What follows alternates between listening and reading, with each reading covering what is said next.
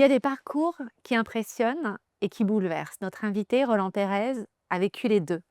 Quand il était enfant, on lui a dit qu'il ne marcherait peut-être jamais normalement. C'était sans compter une mère exceptionnelle qui l'a aidé à surmonter cet obstacle, le premier d'une longue série. Dans ce podcast, je vous propose de laisser tomber tous ces obstacles de vie et de changer justement votre vie, de réaliser vos rêves, de les créer, de les changer. Un invité exceptionnel, ça est remis en question. Il est là, il a tout bousculé. Il a recréé une nouvelle vie, plusieurs vies. Roland, merci Merci d'être là. Rachel, On y va? merci à vous. On y va, bien sûr. Alors on est amis, on va se tutoyer, on ne triche Mmh. pas, on est ensemble, on se connaît depuis des années. Ce podcast, j'avais envie de le faire, de le créer parce qu'en fait, j'ai moi aussi changé de vie, j'en ai eu plusieurs. Et je me suis dit: «Je vais me remettre en question et il est temps aussi de changer» et des personnes inspirantes et en fait, une personne inspirante, c'est toi, en fait, ta vie. On se connaît depuis pas mal d'années, hein et quand je vois, tout ce que tu as parcouru, je te cache pas que tu m'as tes glandes mes glandes lacrymales ont travaillé, ont travaillé et je t'ai lu et je t'ai vu sur grand écran et quelle vie, mais quelle vie! Alors, je vais te donner la parole parce que, quel parcours! En fait, tu disais une vie inspirante, je crois que j'ai eu une maman surtout inspirante. C'est pour ça que j'ai voulu écrire d'abord le premier livre qui, a inspiré justement le film, qui était à l'origine du film «Ma mère, Dieu et Sylvie Vartan» parce que j'avais, effectivement une maman qui ne vivait pas dans la réalité, une maman totalement pas barrée, mais inspirée par la vie, qui, ne voulait que croire à ce qu'elle souhaitait, c'est-à-dire avoir des enfants en bonne santé, des enfants qui marchent, des enfants qui vivent. Et moi, j'étais le dernier de cette fratrie et j'avais, un sacré problème puisque j'avais ce qu'on appelle un pied beau, qui n'était pas l'acception du mot beau, mais un pied, tordu, un pied difforme, un pied qui ne pouvait pas se poser et pour lequel les médecins disaient que je ne marcherais jamais. Et il faut avoir une sacrée dose d'espoir, de divinité en soi pour ne pas se rallier à ce que disaient les médecins, c'est-à-dire de vouloir aller au-delà de ce que disaient les médecins et de croire en sa bonne étoile, de croire, d'abord à d'autres médecines, ensuite à Dieu et puis elle a eu raison et cette mère inspirante, j'ai voulu la décrire pour mes enfants, pour mes filles notamment, qui allaient être à leur tour maman et qui, ont connu leur grand-mère, bien tard évidemment, mais qui n'ont malheureusement pas bien connu leur maman puisqu'elles ont été privées de leur maman lorsqu'elles avaient, 11 et 13 ans et je me suis dit qu'il fallait qu'elles aient aussi, peut-être une femme d'exemple, une femme qui s'est tellement battue pour ses enfants que je souhaitais que ma mère puisse incarner cela, puisque ça avait été la réalité. C'est la raison pour laquelle j'ai écrit ce livre et ensuite ce film. Esther, ta maman, bon, que j'ai eu la chance de connaître, une femme, au caractère, incroyable et quand on s'est rencontrés d'ailleurs, je te disais, j'étais pas la seule, mais il faut que tu écrives. Il faut que tu écrives cette histoire, cette vie. Elle s'est occupée de toi, elle te poussait, elle te donnait cette force. Mais tu le disais, ta carrière, ta vie, c'était pas, tu es devenu un grand avocat, mais très jeune, tu voulais être, acteur, Ouais.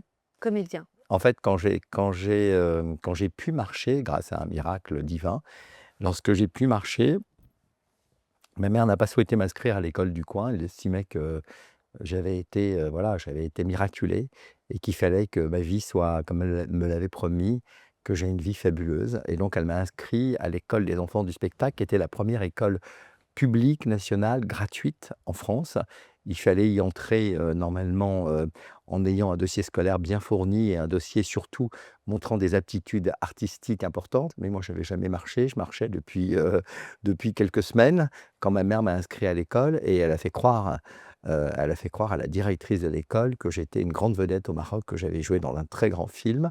À l'époque, il n'y avait pas internet, personne ne pouvait vérifier et que, c'est la raison pour laquelle je n'avais pas de dossier scolaire, mais que, j'avais évidemment des aptitudes artistiques évidentes alors que j'étais jamais sorti de chez moi, que je marchais à 4 pattes encore quelques semaines avant et la directrice a gobé, elle m'a inscrite à cette école où j'ai commencé d'un seul coup les cours de danse, des cours de chant, des cours de comédie, c'est-à-dire j'avais l'école Fame quasiment pour un enfant, handicapé, voilà quelques semaines auparavant, donc c'était totalement fou, et ma vie fabuleuse a commencé à ce moment-là puisqu'effectivement j'ai été, ensuite comédien pendant 10 ans. On peut dire que honnêtement, cette mère très inspirante, elle t'a donné cette force de glorifier la différence et c'est ça aujourd'hui, cette transmission que tu as envie aussi, de donner, aux autres, aux gens? Oui, je pense qu'il faut se lancer des défis. Ma mère était la femme de tous les défis. Elle venait du Maroc, elle avait 18 ans, elle était avec son mari, elle voulait plus habiter, on lui avait donné un appartement en banlieue, elle avait 5 enfants, je suis arrivé, moi j'étais le sixième. Elle s'est battue, elle disait que la banlieue c'était pas possible, c'était pas pour nous. Donc elle était même d'une extravagance totale puisqu'on lui donne cet appartement à Porte de Choisy qui est à la lisière de Ivry et elle trouve que c'est trop proche de la banlieue et elle nous fait descendre en métro à Porte d'Italie, une station avant, puisqu'elle dit: «C'est mieux, comme ça on est moins dans la banlieue» et on lui dit: «Mais pourquoi tu veux qu'on marche quasiment 1 kilomètre pour aller chez nous, alors qu'il y a une station de métro en bas de chez nous?» Elle dit: «C'est mieux, il faut dire aux gens qu'on habite Porte d'Italie et pas Porte de Choisy». Elle avait ces extravagances totalement dingues qui fait qu'elle s'est lancée à elle des défis et elle nous a donné oui, le sens des défis. Tu parlais tout à l'heure, Rachel, de cette remise en cause perpétuelle qu'on a, que tu as eue dans ta vie, et que tu perpétues évidemment pour te réinventer. Bah, je crois que mes frères et sœurs et donc moi aussi, on a eu ce goût du défi, ce goût de plusieurs vies, ce goût de se dire: «On fait ça, mais demain on pourra faire ça et on peut faire en même temps autre chose». Voilà, moi je suis devenu avocat, mais j'ai continué à faire du théâtre. Je me suis retrouvé, dans une pièce de théâtre pendant trois mois. J'ai continué à être journaliste. Je chronique dans des émissions de télé, je suis à la radio. Enfin, je me dis: «On n'a pas assez d'une vie pour faire ce qu'on a envie de faire» et c'est ça aussi ce que m'a donné, ma maman, mes parents, c'est ce goût vraiment de multiplier les choses, les activités, les vies, les les opportunités, c'est ce que j'essaye de donner à mes enfants et c'était en cela aussi que ce livre, ce premier livre et le deuxième livre également que j'ai fait sur ma femme était important puisque on n'a pas le monopole ni du bonheur ni du malheur. J'ai eu beaucoup de bonheur, mais j'ai aussi des malheurs comme tout le monde. Quand j'ai perdu ma femme, j'avais 44 ans. Il fallait, si j'étais resté dans cette vie monotone, monocorde, voilà, je pense que j'aurais vécu avec ce poids du malheur. J'ai pas voulu ça, comme j'avais déjà plusieurs vies, j'ai continué voilà, à me réinventer, à montrer à mes enfants que même, avec une jambe en moins, on peut gagner des parcours, incroyables. Je leur ai dit: «On va gagner toutes les courses», et c'est ce qu'on a fait avec un bras en moins ou une jambe en moins, parce que c'est ça aussi une famille amputée de 3 enfants et l'un, la maman ou le papa qui disparaît et hem et oui, c'est une chance inouïe, hein, d'avoir cette force et puis j'étais croyant, enfin je suis croyant. Ma mère m'a aussi donné ce goût de la croyance, ce goût de ma mère disait: «Dieu soigne, mais les médecins guérissent». Mais Dieu guérit, pardon. Les médecins soignent, mais Dieu guérit et c'est ça aussi de croire que même quand ça n'est pas possible, quand tout montre, quand la rationalisation vous pousse à croire que rien n'est possible, eh bien, il y a encore le divin qui vient se mêler et j'en ai eu la preuve.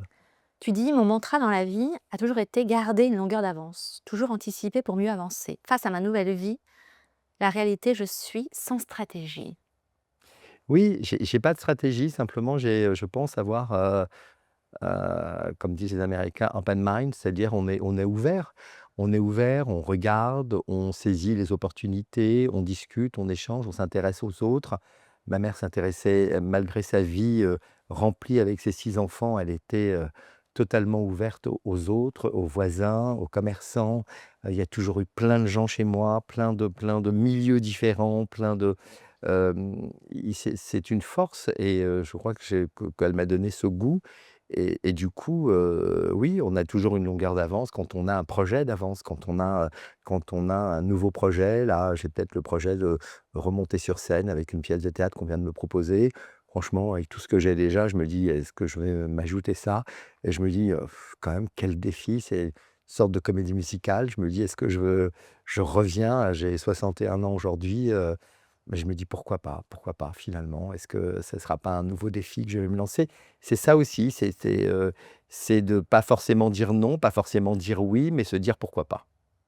Mais alors justement, quand tu as vécu toutes ces épreuves, quand on même quand on te connaît, quand on te lit, on se rend compte que, tu es une sorte de en effet de modèle de vie, à la fois la résilience et de se dire: «Mais non, il faut aller», une leçon de vie, de courage et de force, de se dire: «Waouh!», d'avoir gardé pour tes enfants, pour ta famille, pour tes amis, toujours ce sourire et cette force. Mais toi à l'intérieur, heu à quel moment comment t'étais? Est-ce que tu t'es écroulé? Comment on a envie de te dire: Oui, oui, je me suis bien «Dis-nous, sûr. toi, Oui, oui, Roland». oui. Je me nourris, hein. C'est en fait, on croit que c'est les autres, qui te c'est toi qui fais semblant ou qui te force à être en fait, moi, je sens même pas cette résilience. J'ai en moi cette vitalité, ce goût du bonheur, cette appétence de l'amour des autres, de l'amour de ses enfants, de l'amour de la famille,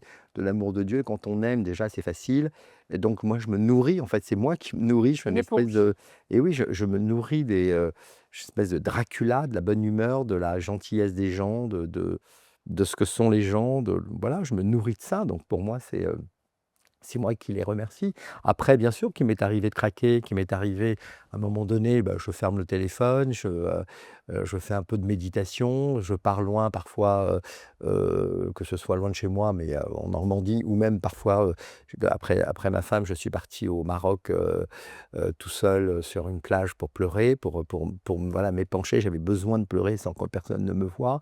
Il y a des moments évidemment où on craque, où c'est de toute façon il y a un trop plein. Ça et bien sûr, quand je regarde, quand on a un peu de panique parce qu'on se dit, tu avais prévu non pas de vieillir avec quelqu'un, mais de vivre, de finir ces jours où, dans cet équilibre amoureux, dans cette harmonie et puis la personne n'est plus là, donc tu peux avoir un moment de panique, tu peux voir c'est peut-être d'ailleurs pour ça que je me lance à corps perdu dans plein de choses, et que j'essaye de me réinventer, mais bien sûr qu'il arrive où j'ai des moments un peu mais en même temps, j'ai 3 enfants, j'ai maintenant des petits-enfants, j'ai gardé mes amis d'enfance depuis toujours, j'ai 6 frères et sœurs, comme on l'a vu dans le film, qui m'entourent, qui sont là, qui sont extraordinaires. Il y a plein de cousins, enfin une coupe de cheveux chez nous, on fait une fête, hein, qu'est-ce que tu veux que je te dise? Donc tu pas le temps de t'ennuyer, t'as pas le temps de te poser et de réfléchir vraiment ou de se lamenter et c'est pas d'ailleurs dans mon tempérament. Ce que j'ai aussi beaucoup aimé, dans ce livre, parce qu'il y a 3 livres Oui. et il y a, donc «Bonne fête des mères, papa», où tu parles, donc de ta manière de t'immiscer dans la vie sentimentale de tes enfants. Alors moi, personnellement, je me suis régalée et j'ai hâte que mes enfants, Lise le livre. oui, parce qu'ils te connaissent et moi, mes enfants, me reprochent de m'immiscer dans leur vie et donc je les ai appelés, je leur ai dit: «Bah, écoutez, j'ai hâte que vous appeliez Roland, puisque comme il t'apprécie énormément et à côté, moi, bah, alors excuse-moi, je suis une petite joueuse. Je suis une petite joueuse» et en fait, tu dis quelque chose de très, très juste. Donc je te laisse justement le dire toi. Non, je dis qu'il faut pas regretter un jour de ne pas avoir dit à ses enfants, hem, comment on voit la vie, leur vie. On a un instinct, je pense que les parents ont un véritable instinct quand évidemment, quand on aime ses enfants, quand on les a voulus, quand on les a portés, quand on a un vrai instinct paternel, maternel, ce qu'on veut, mais un instinct, parental en tout cas, qui fait que on croit, on pense savoir ce qui est bon pour nos enfants.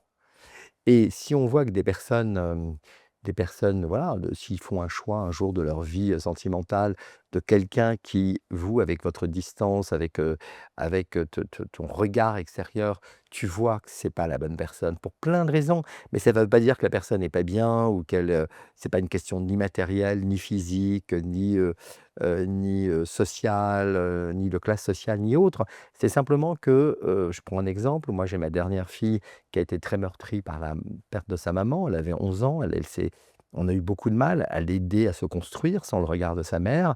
Je l'ai accompagné comme j'ai pu, ma famille l'a accompagné, les psys l'ont accompagné. Grâce à Dieu, voilà, elle s'est structurée, ce qui n'était pas évident. Et à un moment donné de sa vie, elle a fait le choix d'un garçon qui était comme elle, qui avait eu lui-même un gros problème.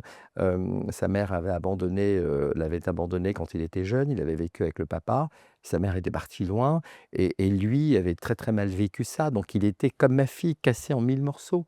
J'ai dit à ma fille: «Mais comment 2 personnes cassées comme ça vont pouvoir s'aider, s'entraider? C'est pas possible». Est-ce que tes enfants, ta fille a regretté cette phrase que tu as pu dire à cette Non, non, non, parce que je lui ai dit, je suis parti parler au garçon, je lui ai dit: «Tu es un garçon formidable, mais comme ma fille, tu es cassé en 1000 morceaux, pour plein de raisons et tu as besoin d'être dans une famille et d'avoir une femme qui soit solide, qui va t'aider à t'accompagner, qui va comprendre des moments de ta vie où tu vas être down, où tu vas» ma fille, elle a besoin de la même personne. Il y a une personne qui soit forte, sur lequel elle va pouvoir se poser. Il faut pas qu'on ait d parcours de vie identique, c'est pas possible. Vous allez vous casser en plein vol et ma fille a eu du mal à comprendre, lui pas du tout d'ailleurs.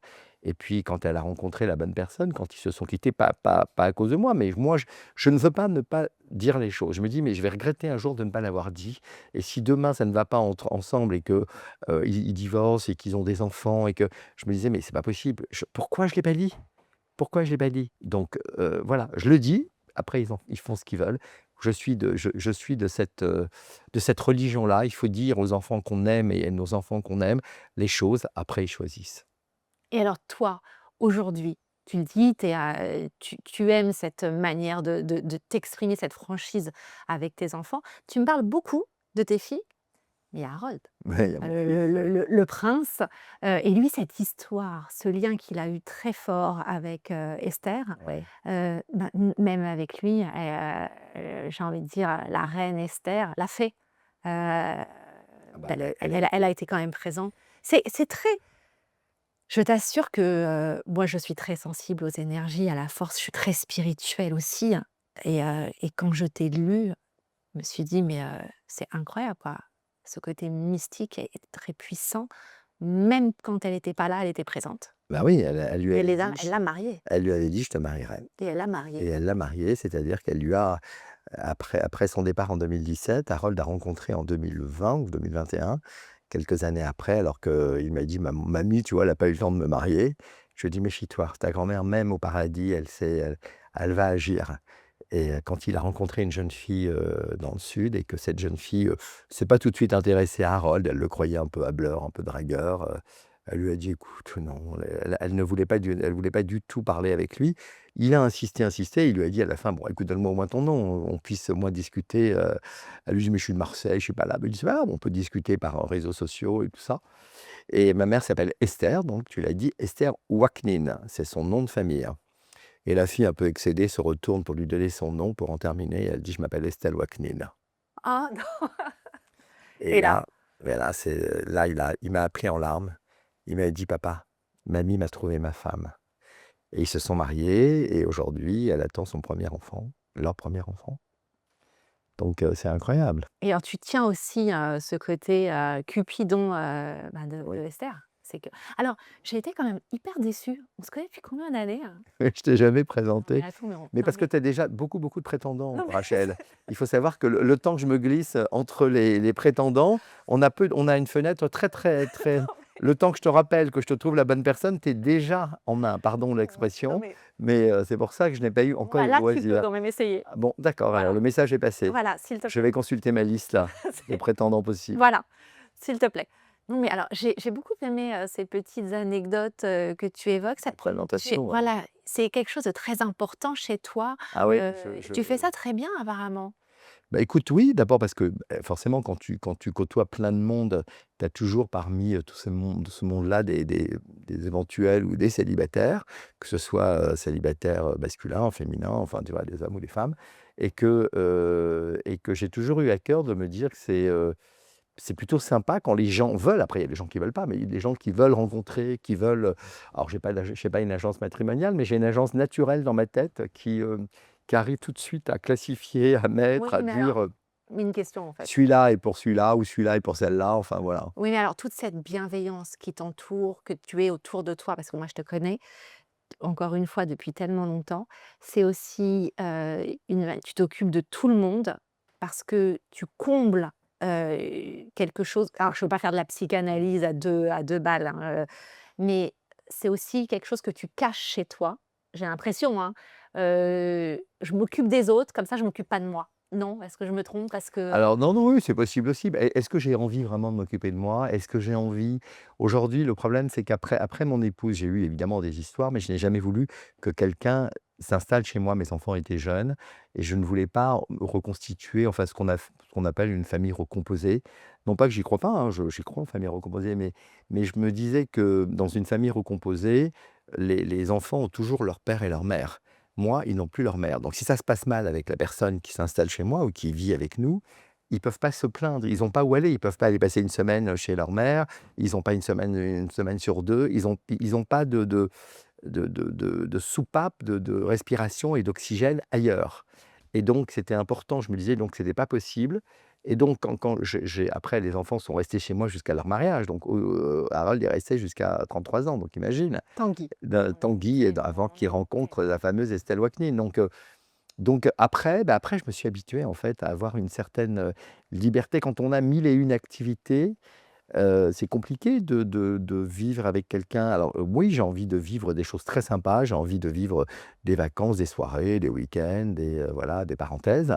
Mais j'ai envie de vivre que des parenthèses, en fait. J'ai pas envie d'avoir une vie, tu vois, où on appelle ensemble le plombier, qu'on aille faire les courses chez Auchan et qu'on fasse le plein d'essence, quoi. C'est pas un truc qui me fait vibrer. J'ai envie d'un truc un peu libre, un peu, et c'est pas évident de trouver la bonne personne. Mais alors quand on voit justement tout ton parcours professionnel, ta famille, tout ce que tu as réussi aujourd'hui, le succès de ce film, les livres, c'est quoi cette recette pour renaître comme tu as réussi à le faire?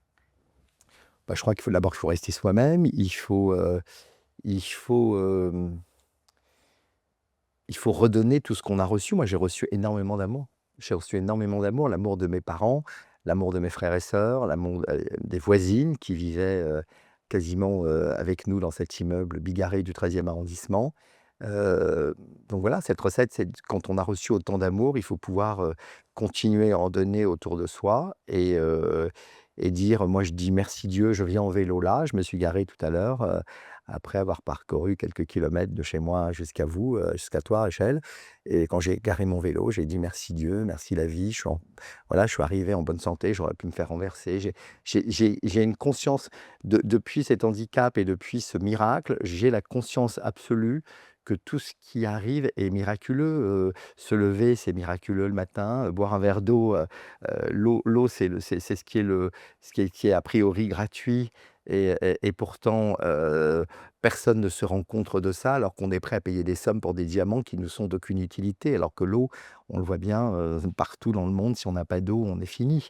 Donc, j'ai la conscience des choses parce que j'ai la conscience de ce que la vie, quand tu le vis et quand tu as de la chance d'être, en bonne santé, bah, c'est une chance inouïe, c'est pas quelque chose de normal. Je le disais tout à l'heure en introduction, les obstacles de la vie, tu en as fait une force. Heu, il y a eu donc ce qui aurait été un handicap. Ta mère s'est battue pendant, 7 ans et voilà, tu l'as surmonté. Il y a eu, malheureusement la fatalité, la disparition de ton épouse et tu as pris, à bout de bras, ta famille hein, et tu les as portés et tu as changé, de vie, plusieurs fois et tu as changé de carrière, d'acteur, d'avocat, tu es passé dans les médias. Comment, tu passes, d'univers comme ça, heu, comme, tu fais des sauts de puce, mais finalement, on a l'impression que c'est Tout est lié, facile, mais tout est lié, tout mais est en même lié, temps oui, je avec une crois que telle tout est lié. aisance. Tu donnes une leçon de vie et tu dis tu as 60, 31. mais tu as le syndrome de Peter Pan. On a le sentiment aujourd'hui quand on t'écoute, quand on te lit, que la spiritualité prend une place très importante dans ta vie et en même temps, c'est pas un poids. Chez certains, c'est un poids. Toi, on a le sentiment que tout est fluide. Il y a de la spiritualité, mais il y a aussi, je sais pas, tu fais de la méditation, tu fais, du sport, tu fais quoi? Tout est léger, il y a rien de heavy chez toi. Tout semble, simple. Alors je sais pas si c'est simple. Oui, c'est vrai que ça me paraît alors, simple, je sais pas si c'est le mot simple. Je crois que, En tout cas, il y a des énergies qui passent et on sent qu'il y a quelque chose de, il y a des échanges, je sais pas comment l'expliquer.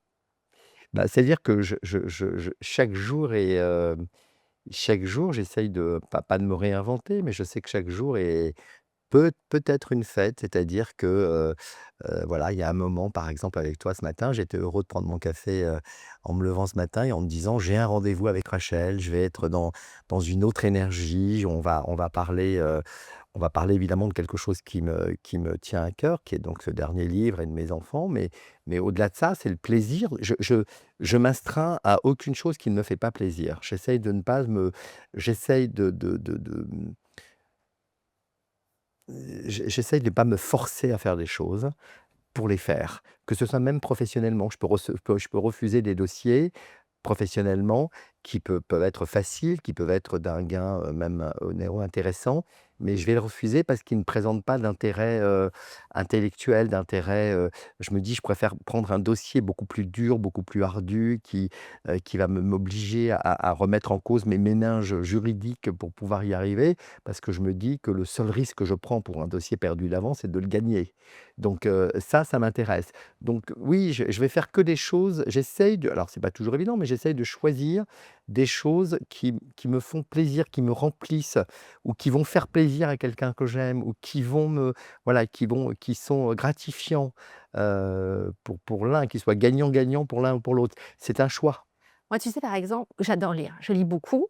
Luca Di Fulvio est mon auteur préféré et quand j'ai préparé ce podcast et je t'ai emmené avec moi pour te lire, je t'ai envoyé des messages. Après, je me suis dit: «Je vais arrêter parce que je vais harceler, ta messagerie». Je pleurais, je riais, je pleurais, j'éclatais de rire, je pleurais et je me suis dit: «Mais je te connais et en même temps, je te découvre» et ce livre, c'est une leçon de vie, en fait. Mais vraiment, c'est une leçon de vie et pourtant je te redécouvrais. Et je me disais: «Mais en fait, il devrait être remboursé par la sécu». Non, mais vraiment, on devrait tous le lire parce que on apprend. Moi, en fait, j'ai appris, je me suis dit: «Il faut que j'en tire un enseignement personnel». Je je me suis mise à changer dans mon attitude, dans mon quotidien, dans ma manière d'être et quand on dit qu'on change pas, c'est pas vrai. J'ai 53 ans, je crois, oui et en fait, je me suis dit: «Bah, en fait, je vais changer, je vais progresser, je vais m'améliorer». Donc on peut et ce livre-là, je le conseille parce qu'en fait, tu nous apprends à progresser et Oui, c'est mais je pense important. c'est important d'avoir ce qu'on appelle la pensée positive. Exactement. C'est-à-dire La que, loi de l'attraction, on envoie des ondes positives à l'univers et ça revient. c'est une pensée, voir les choses différemment, de façon positive. Si les gens, sont nocifs ou toxiques, bah, il faut savoir s'en éloigner Baptême. sans en faire une fixation. C'est-à-dire que je ne vais pas parler d'eux, ça ne m'intéresse pas de parler d'eux ou voilà, de venir alimenter pour juste, jacasser là-dessus, ça m'intéresse pas. Je préfère parler de gens, voilà, qui me portent, à qui j'apporte peut-être. Donc, oui, c'est de la pensée positive dans tout. C'est, il fait pas beau, bah, on en profite pour aller au cinéma et trouver un truc très sympa à faire avec les enfants ou moi, recevoir des gens ou rester c'est-à-dire que chaque chose n'est il faut savoir ce qui est grave, ce qui ne l'est pas, et encore ce qui est grave, il faut vraiment que ce soit irréversible et je m'aperçois que dans ma vie, rien n'a été irréversible. Alors tu sais que j'ai une petite tradition, je t'ai demandé avant de venir si tu avais, un objet, quelque chose qui évoque, un sentiment, une émotion de f quelque chose de fort. Est-ce que tu l'as moi par exemple, ce lieu ici, l'hôtel Lutetia, le bar Aristide est un lieu très fort en émotion pour moi. D'abord parce que, je m'y sens bien, les propriétaires sont des amis, il y a une l'histoire est forte. Mes photos, c'est un peu ma maison, Ouais, un peu chez moi, je te ouais, reçois. je vois. Est-ce que toi tu as amené, Oui, alors moi j'ai toujours quelque chose avec moi là où que j'aille, en avion, en train, en voyage. j'ai un petit livre, un tout petit livre de psaumes. Et ces livres de psaumes, vous savez que tu as mal au dos, tu as mal à l'épaule, tu as un psaume. En toute occasion, tu veux lire quelque chose. Alors c'est des courtes petites prières où tu reconnais, Tu les as pris? évidemment je l'ai emmené Ah avec moi. vas-y, Il est là, il est, prends-le. je vais Mmh. le chercher, pardon. Ah bah, oui, oui, oui. Alors j'ai 2 choses, hein. J'ai emmené mon livre de psaumes, le voilà. Il est tout petit, je lis tous les jours, par exemple, il y a un psaume, le 31, qui est contre le mauvais œil. Il y a des gens qui te veulent du mal ou qui t'en veulent ou qui parlent de toi en mal ou, tu demandes à Dieu de te protéger. Tu en as un qui c'est dans toute occasion. J'ai quelqu'un qui est malade autour de moi. Je prie pour cette personne tous les jours, je cite son nom et j'ai, tu vois, j'ai la photo à l'intérieur, j'ai la photo de ma femme qui est un peu tordue depuis, tu vois? La photo de ma femme et je dois avoir la photo des enfants quelque part, qui est avec moi aussi. Je ne sais pas où elle est. Elle doit être Elle est là, là. ouais. Voilà, c'est là. J'ai qu'une, là, j'ai que ma, parce qu'elle s'est coupée en 2. J'ai que Laurie que tu connais, Ah qui est bah, à oui. côté de ma nièce, parce qu'elle s'est coupée en 2. Je sais pas où est l'autre et voilà, donc j'ai ce petit livre de psaumes qui m'accompagne et puis, parfois, quand j'ai un moment, je lis dans le taxi ou dans ça m'apaise, c'est un peu comme de la méditation, ça m'apaise et je te dis, il y a plein de prières. Je lis, par exemple, ma petite fille, la fille de Laurie à 6 ans, je lis le psaume 7 pour faire en sorte que, jusqu'à arriver à sa 7e année, elle soit en bonne santé, que tout se passe bien pour elle. J'ai mon petit Joseph qui a, 5 ans, je lis le psaume 6. Voilà, j'essaye, pour mes enfants, enfin, je peux passer 1 heure à lire tout parce que si je lis pour chacun de mes enfants avec leur âge, je lis un psaume pour la paix, je lis voilà, ça je l'emmène partout avec moi et puis depuis peu, j'emmène, ce livre-là que j'ai posé sur la tombe de ma mère, qu'on voit dans le film, qui est le premier livre avec la première couverture, qui est sorti et c'est celui que lorsque j'ai écrit le livre, j'ai été à Jérusalem le déposer sur la tombe de ma maman. Il y a un petit coffre, sous la tombe de mes parents et je l'ai mis à l'intérieur. C'était l'hommage et je l'ai avec moi ce livre aussi, toujours. Parfois je relis un chapitre. C'était une façon aussi de rendre hommage à cette maman inspirante dont on a parlé avec toi.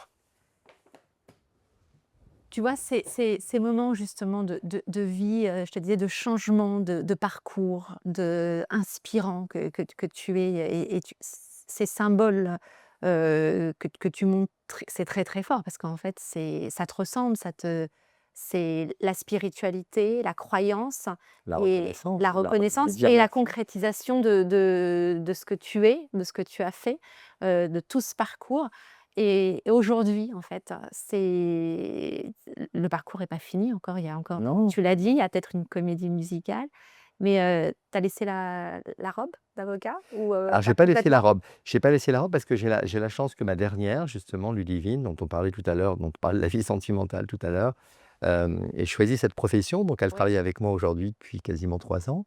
J'essaye de la former, voilà, le mieux possible, pour pouvoir peut-être moi partir et faire autre chose, mais il faut que je l'accompagne un peu là, dans ce métier. Donc elle travaille avec moi, aujourd'hui au cabinet. Donc je suis très heureux, parce qu'aujourd'hui elle a sa vie de maman, de femme, elle a un petit garçon, elle attend un deuxième enfant. Donc c'est bien qu'on partage aussi ce moment-là avec ma fille.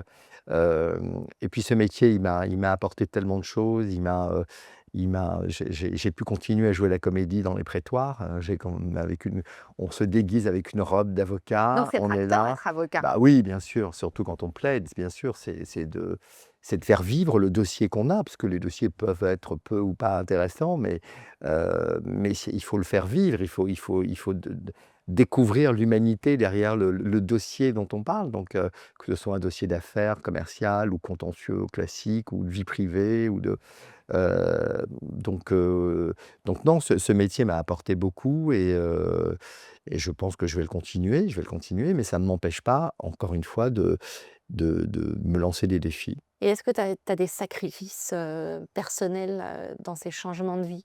Ça t'a conduit à des sacrifices, à des ou des erreurs? Je prends pas beaucoup de vacances, mes enfants passent avant tout. Je m'aperçois que par exemple, ils ont pas leur maman, donc généralement, tu sais, quand tu as des enfants aujourd'hui, des petits-enfants, tu donnes une semaine à tes beaux-parents, une semaine à tes parents, enfin, tu aussi. Moi, je m'aperçois que quand mes enfants veulent partir, ils peuvent pas toujours donner qu'à leurs beaux-parents leurs enfants à garder. Donc, moi, je m'oblige à être le maman et la maman et le papa et je leur dis: «Mais vous me laissez les enfants, il y a aucun problème. Mais comment tu vas faire? Tu es tout seul?» Je dis: «Mais vous inquiétez pas, ça se passera très, très bien, comment j'ai fait avec vous, quand vous étiez jeunes». Et du coup, oui, je parfois c'est un peu contraignant parce que j'ai pas forcément l'infrastructure, mais je veux le faire. Je veux le faire à tout prix et je veux jouer ce rôle de papa, maman, de grand-père, grand-mère, s'il le faut, pour mes enfants et mes petits-enfants. Donc voilà, c'est parfois les petites contraintes de la vie, je le fais avec bonheur, mais franchement, non, je dis merci, moi le problème, c'est qu'on dit merci quand on achète une baguette de pain, c'est le même mot pour dire merci à la vie aussi. C'est le même mot, ça paraît incroyable, de dire le même mot alors que, l'amplitude est énorme entre, être ce qu'on est et ce qu'on est devenu et acheter une baguette de pain. Mais pourtant, voilà, c'est le même mot mais je sais, j'ai conscience de cette exception de la vie. Si tu devais juste, donner un conseil à ceux qui nous écoutent pour leur dire: «Allez-y, vous aussi, vous pouvez changer de vie, il faut y croire», tu leur donnerais quoi comme conseil? Bah, de se battre vraiment pour aimer la vie, pour se dire que le bonheur n'arrive pas qu'aux autres. Il faut y croire et si le bonheur n'arrive pas qu'aux autres, eh bien, il faut se lancer dans les défis qu'on a au fond de soi. Parce que se lancer des défis, c'est aussi, s'ouvrir à plein, plein de choses, à des rencontres, à des frustrations qui vont aussi nous faire grandir. C'est important de changer son petit bonhomme de vie, c'est très, très important parce que ça nous apporte plein de choses pour le sommeil, pour le regard sur l'autre, pour l'amour, c'est incroyable. Si Esther Wacquenine, elle a réussi, Ouais, je pense que c'est que vraiment on peut y arriver parce ouais, qu'elle a été la première.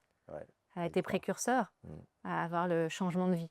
On peut dire qu'elle a été, C'est drôle ce que celle tu me dis parce que j'ai rencontré des gens qui m'écrivent sur les réseaux sociaux, qui me disent, alors qu'ils ne sont pas de religion juive par exemple, et l'autre fois, il y a une femme, une dame que je ne connais pas qui m'écrit, sur, Instagram et qui me dit: «Vous savez, je suis à l'église, là, je suis en train d'allumer un cierge pour Esther».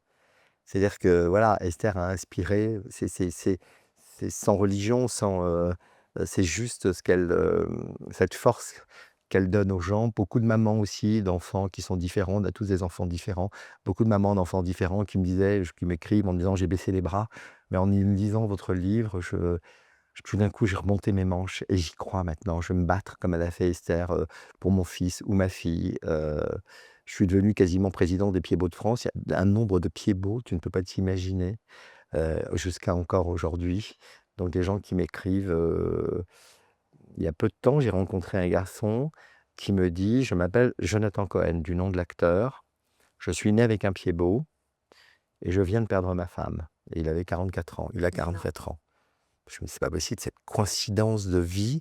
Du coup, j'ai déjeuné avec lui, on a discuté de sa vie, voilà, aujourd'hui, il a 2 enfants de 11 ans et 13 ans, ce qui est très jeune et et il était un peu perdu, il était un peu down donc c'est aussi ça quand on communique, quand on partage une histoire, ben, on ouvre la boîte de Pandore de plein d'histoires qui se rejoignent et qui finalement, s'alimentent dans la force, dans l'espoir, heu J'aimerais qu'on parle juste, avant de conclure de Leila Bekti qui a porté, très haut et avec une émotion, exceptionnelle, les traits de Esther, ta maman et ça a été assez particulier d'ailleurs parce que, elle a été d'une justesse, surtout quand elle avait les traits de ta maman, âgée. plus âgés, ouais. Elle a été, Ah oui, toi qui l'as connu, tu mais l'as oui, vu. mais quand j'ai vu le film et que j'ai connu ta maman, ça a été très fort. J'aimerais savoir ce que toi tu as ressenti. Après, j'aurais une autre question à te poser, par rapport à la sortie du film. Alors évidemment, Leila Bekti a été pour tout le monde le premier choix que nous avions tous pour le film, que ce soit d'abord Ken Scott et Michael Lagens qui s'occupaient du casting, que ce soit moi, que ce soit la Gaumont, que ce soit Sophie Tepper, tous les producteurs du film. On avait ce choix, voilà, ancré. On se disait que instinctivement, ça ne pouvait être qu'elle. quand elle a accepté enfin, de lire le scénario, qu'elle l'a adoré et qu'elle s'était dit que c'est un peu le rôle de sa vie, on s'est beaucoup vus avec Leïla, on a beaucoup parlé, on a beaucoup échangé. Elle n'a vu aucune photo d'Esther, elle n'a vu aucune vidéo d'Esther, elle n'a pas voulu, parce qu'elle voulait totalement s'imbiber du personnage. Elle avait lu le livre, elle a lu le scénario après et elle m'a dit: «Je suis maman de 3 enfants». Elle attendait son quatrième enfant pendant le tournage, donc c'était quelque chose qu'elle portait en elle, cette vie et ce combat, parce ses enfants ne savent même pas qu'elle est actrice. C'est une fille avec son mari Tahar, qui sont incroyables et au moment de chaque voilà, j'ai suivi pendant 3 mois le tournage et effectivement, quand on est arrivé aux périodes où Esther, après 4 heures de maquillage, où Leïla devenait Esther après 4 heures de maquillage, j'ai été bouleversé, c'était d'une émotion, je n'arrivais pas à j'ai beaucoup pleuré pendant le tournage parce qu'elle a été exceptionnelle. On a beaucoup parlé ensemble, elle m'a demandé certaines choses, elle a rajouté au scénario des choses, qu'on s'était dites, pour donner encore plus de vérité, plus de vie au personnage. Heu, Elle m'a dit: «Je vais avoir du mal à sortir de ce rôle et à sortir d'Esther, je la ressens tellement en moi». Leila est d'origine, algérienne, ma mère est du Maroc, c'est des origines, communes, des origines proches. Quand elle dit «Mchikpala» qui veut dire «je te donne ma vie» en dialecte marocain, elle le ressent Leila, elle le vit quand elle a des petits mots arabes et c'est quelque chose qui oui, qui le elle sait ce que c'est cet instinct maternel et donc elle est prodigieuse, je le remercierai jamais assez d'avoir joué ma mère et puis Jonathan aussi. Jonathan, il a la même mère que moi, exactement la même mère. Si tu vois la mère de Jonathan, tu revois Esther. Moi, quand j'ai rencontré la mère de Jonathan, j'étais sur le cul. Je me suis dit: «C'est pas juste une formule» quand il m'a dit: «J'ai la même mère que moi». Elle a les photos des seins que ma mère avait, Baba Salé, dans son sac qu'elle sort. Son fils tousse, elle lui sort le sirop pendant l'avant-première pour lui donner. Il a quand même 44 ans. Je C'est pas possible, elle a qu'un fils unique. Donc Jacqueline, elle s'appelle, voilà, donc il ne pouvait pas passer à côté du rôle. Il ne pouvait pas, c'est C'était lui. lui. C'est lui, il a pleuré quand il a lu le scénario, il a éclaté en sanglots. Dans le film, il a été d'une justesse et je sais pourquoi il a été d'une justesse. C'est un film, qui l'a marqué aussi. Voilà, c'est un cadeau de la vie, ce film.